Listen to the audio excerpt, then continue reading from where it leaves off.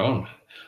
Hi there, everyone. William Quang here from the Adelaide Hill Pain Clinics. I'm here to talk about a really important topic called Sever's disease, or it's children's heel pain.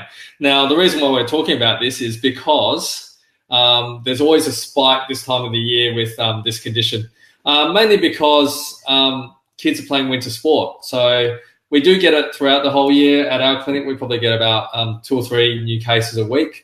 But when it comes wintertime with footy, soccer, netball, basketball, it tends to double in numbers. So that's why we're here today. And I've been really fortunate to have Mrs. Nisha Gann from my favourite physio in Sydney, who's one of Australia's best pediatric physios. Now, it's quite an interesting story. I met Nisha at a conference in Hawaii, and then myself and my wife were having dinner with her, and we also had our 6-month-old baby. And my wife, I think, mentioned that there was something wrong with her. She always turned one way. She was an ambi-turner, like in Zoolander. But then we gave her to Nisha, and Nisha started checking out our little girl, Evelyn. And my wife walked away and just went, "Is Nisha in Adelaide?" Because I want to send her there 3 times a week, and just because she was that good. And I agree. We all reckon, all the people on the table reckon that Nisha's the best pediatric physio we've ever met. So that's why I had to have her for this interview for Severs and just get a physio's perspective on it. So here's Nisha. So, hi, everyone. That's very kind of you, Will. Well, it's true. And, you know Rachel. Rachel did say that in front of you. She asked if you were in Adelaide and quite disappointed. We were glad that we could make a difference. We could make a difference, and that helps. That's good. Yeah. All right. So let's get to the topic of children's heel pain, which is a condition called Sever's disease or Campanile pothositis. So we see, as I said, a bit of a spike in winter because of footy, soccer, netball, and tennis. So I'm just going to ask Nisha just a few questions, and I might elaborate or add to them as going by. So, Nisha, what age group do these heel pain kids usually come in at? Sure. So when we talk about Sever's disease, it often happens to boys and girls, but studies will tell us that more often boys will have it simply because of the activity they tend to get involved in. When in girls, it peaks mostly around the age of 8 to 10 years old. And in boys, it tends to be 10 to 12 years old. But certainly Sever's disease can happen in children from the ages of 8 all the way to 15. And the reason for that is because of the growth plates in the heel bone. They don't fuse. So that heel bone there, as you know, that growth plate doesn't fuse to about 15. So it tends to start around, for some kids, 8 years old, and it can get up to 15. And usually that's where it stops. Yeah, we see the entire spectrum. We probably get double the boys. It's like a 2-to-1 ratio, I'd say. Sometimes I suspect that might be because of them playing soccer and footy, just the really bad shoes. So absolutely, I think absolutely. That's probably the big reason. Absolutely. It's related to activity and footwear. Yeah, like the old footy and soccer boot are quite archaic, so they're not really the best thing for a person's shoe. Person's heel. Sorry.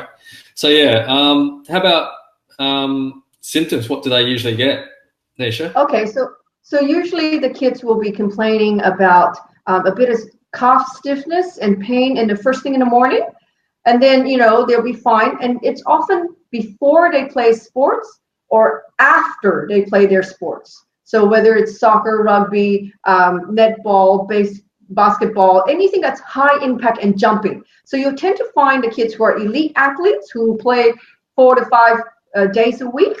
They will tend to be all right when they're playing the game, but then they will hobble off the field because they just are in pain at that point in time. Yeah, and you see them like limping. You see some of the really bad cases 3/4 time or just after halftime. You start to see them change their running pattern and they start limping.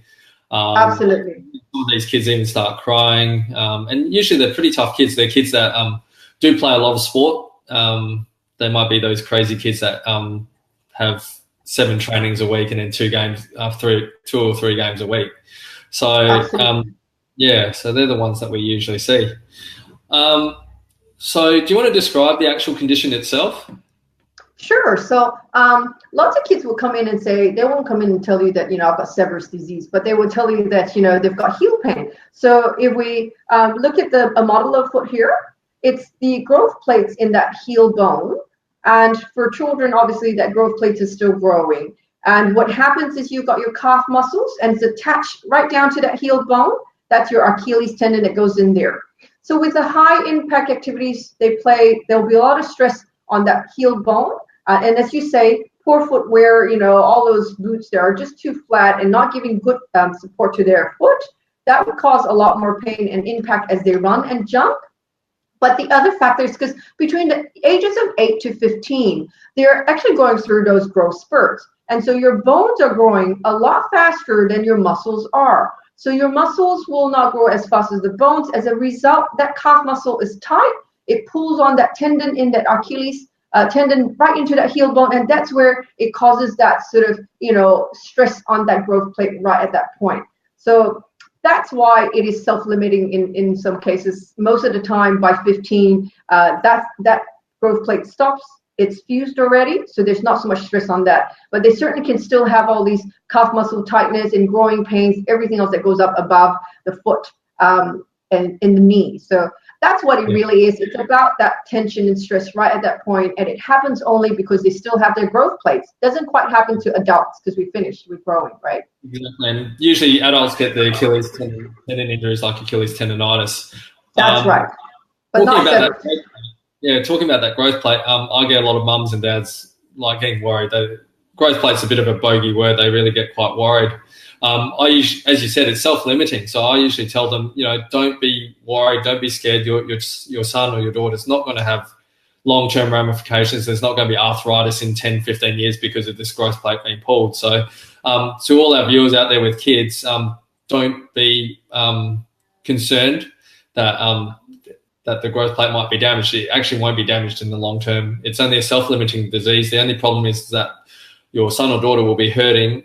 Their heel will be hurting until they finish their growth. Yeah, absolutely. So it's more about while they are experiencing it, the impact on their sports, on their social life, and self-esteem, and all the other things about playing sports, rather than the growth plate damage itself. You're absolutely right. And we know, like, kids love sport. It gives them a sense of identity. It's a great thing for them to hang out with their friends and muck around, just play and just be kids as well. So, and also there's all the discipline and sharing, working as a team that benefits from them. So if they miss out, it's not really the best thing because of bumping. Absolutely. Yeah. It's quite we want them active. We want to keep them going. It's a matter of managing the condition. Yeah, and it's a fairly easy injury to manage, Nisha. How would you manage them? So absolutely, you're right. So, what we usually do when we see kids come in with complaints of heel pain due to Sever's disease is obviously we first have to assess the child, their foot position, the way they walk, their muscles. And you need to assess that to try and determine the correct diagnosis of heel pain. As you know, Will, there's many different types of heel pain, right? So all heel pain is not equal. They're not the same. We need to define and diagnose correctly. Once we get the right diagnosis, there are many things we can do. So the first thing would be, often you'll find the kids have very tight calf muscles. So we need to deal with that. And we can deal with that either with regular stretching. Some kids have such tight calf muscles. We actually do manual therapy on it, work out the muscles. And we have different things we can do about that, whether we use low intensity pulse ultrasound or we use radial shockwave on that muscle belly. Obviously, when we look at that area, often it could be quite tender and sore when you squeeze their heel. We would then treat that, and we advise them to use ice to kind of reduce that inflammation and that pain, just to reduce that edge of that pain so that they're not limping around so badly. We would then also obviously there are many things we can do. We can either do taping. We would assess their footwear as well. That's really important. If their footwear is inappropriate, then it's going to cause more pain. We also look at where their foot position is, because some kids actually roll in or they sort of, turn out. So the foot structure is important. So if there's an underlying foot structure problem, we would have to deal with that.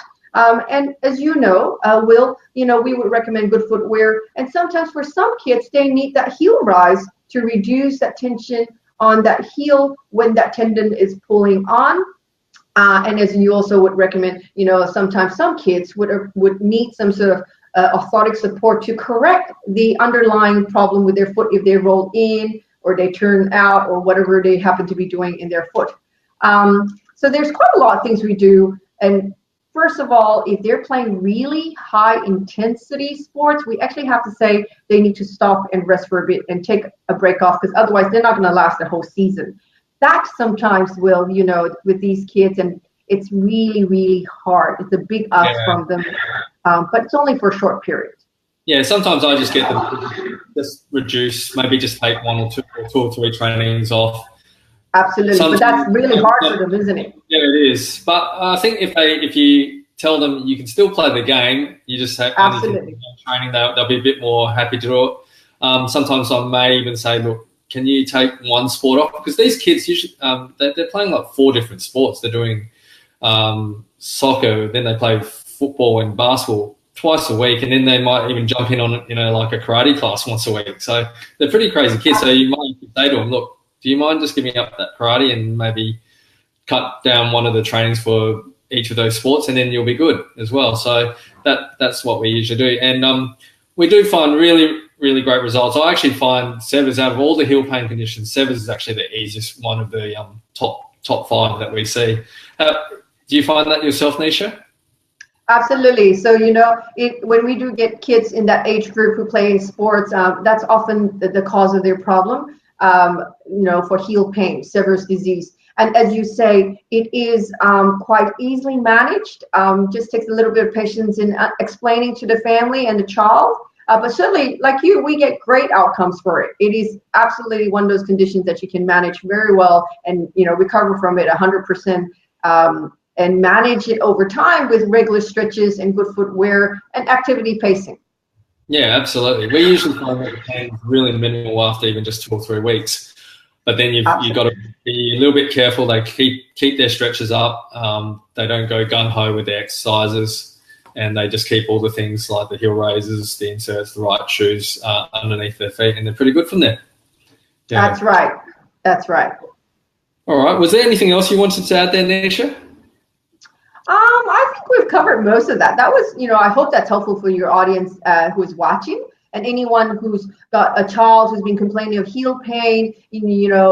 I think a lot of the times parents are not sure whether they should do something about it or not, because the complaints tend to be, before the sports, and then when they're playing the sports or they are into competition season, no child is complaining because they want to play every bit of it. And then suddenly they notice them hobbling. So parents see this pattern of, they seem okay, then they're not, then they're okay, then they're not. So lots of parents tend to feel, I'll wait and see until it gets really, really severe, that the child is limping 24/7, that they think, oh no, something's wrong. So I suppose a word of advice to parents, if you're starting to see those complaints coming through, get on top of it sooner rather than later. Yeah, and as you said, it's an easy fix. Like what I've got quite a bit this year are those parents that are coming in and just saying, we just thought he'd grow out of it. So absolutely. And the poor child's been limping around for the last 2 football seasons, and it's just come to a point where he just needs to get it treated. So, yeah. And the problem when they start limping is they start affecting their knee, their hips, their backs, and you get all these other secondary problems that could have been prevented. So it's really important to get on top of it as soon as possible. Yeah. All right. Well, we might end it there, Nisha. I know that you've got some things to do this afternoon, and so do I. I've got to head over to the other clinic. But thank you for your time. My pleasure. It was such a joy.